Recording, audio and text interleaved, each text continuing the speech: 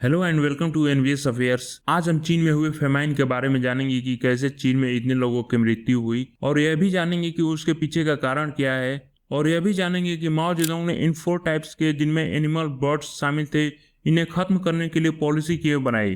तो चलिए आज के सेशन में इसी के बारे में हम जानेंगे। साल 1958 चीन में द ग्रेट लीप फॉरवर्ड नाम से एक इकोनॉमिक एंड सोशल कैंपेन को उस समय के चाइनीज कम्युनिस्ट पार्टी के चेयरमैन माओ जेडोंग ने शुरू किया था।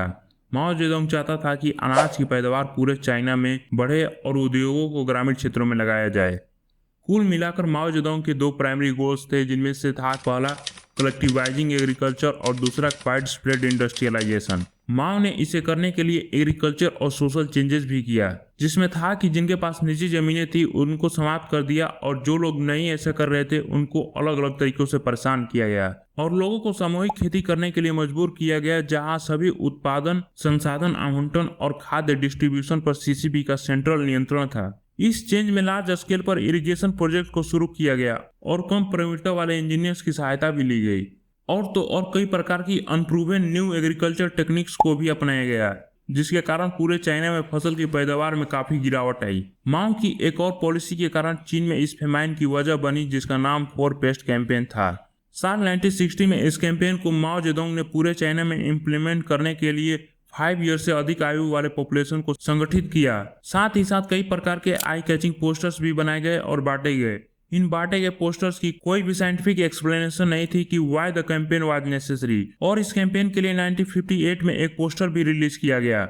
और इस कैंपेन के लिए माओ जेडोंग ने अपने रैली में एक स्लोगन दिया, जिसका अर्थ था कि man must conquer the nature. आप इसे टाइमलाइन में देख सकते हैं, जिसमें 1957 में माओ ने इसे 8th सीपीसी सेंट्रल कमिटी के 3rd प्लेनरी सेशन में फर्स्ट टाइम प्रपोज किया। 1958 में इनिशियल प्लानिंग की गई और 1958 से लेकर 1959 में पायलट प्रोग्राम यानी छोटे लेवल पर शुरू किया गया। 1959 से लेकर 1960 में नेशन वाइड इम्प्लीमेंटेशन की गई, और फिर देखते हैं कि 1960 से लेकर 1961 में इंटेंसिफिकेशन एंड इकोलॉजिकल कॉन्सिक्वेंसेस देखने को मिलते हैं। इन लोगों ने जो प्रकृति के साथ छेड़छाड़ किए थे, अब उनके खतरनाक परिणाम भी दिखने लगे। अंततः 1961 में इस कैंपेन को एंड कर दिया गया। इनमें चूहे, मक्खी, मच्छर और स्पैरो यानी गौरैया चिड़िया भी शामिल थी। उन्होंने खास गौरैया को टारगेट किया, क्योंकि वे कहते गौरैया हमारी फसलों को बर्बाद करती है। हमारे देश भारत में एक कहावत है कि भगवान ने जिसको जितना दिया है उसको उतना मिलकर ही रहता है। खैर, पूरे चाइना में इस कैंपेन के दौरान उन्होंने गौरैया के अंडों को तोड़ देते और उनके घोंसलों को भी तोड़ देते। बहुत लोग गौरैया को मारने के लिए गन्स और गुलेल का भी उपयोग करते थे। यही नहीं, ये लोग शोर मचाकर गौरैया को जमीन पर और पेड़ों पर बैठने नहीं देते, और लगातार उड़ते रहने के कारण उनकी एनर्जी खत्म हो जाती, जिसके कारण गौरैया जमीन पर गिरकर मर जाती। यह दृश्य उस समय चीन में हर तरफ दिख रही थी। गाड़ियां भर भर के मरी हुई गौरैया चिड़िया को लेकर जाती हुई दिखती, और चीन में लोग इसे करते हुए खुश भी थे।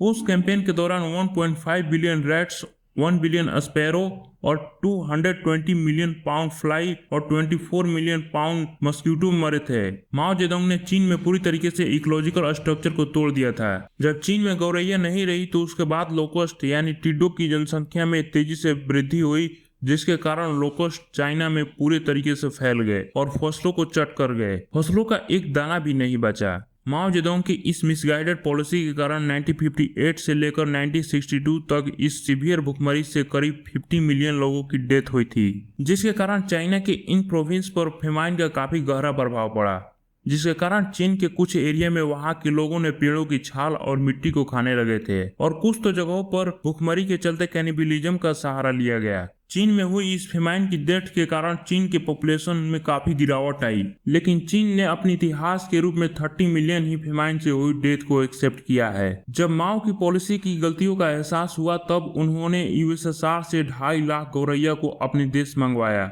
और यही गौरैया आज के समय चीन में प्रोटेक्टेड स्पीसीज है।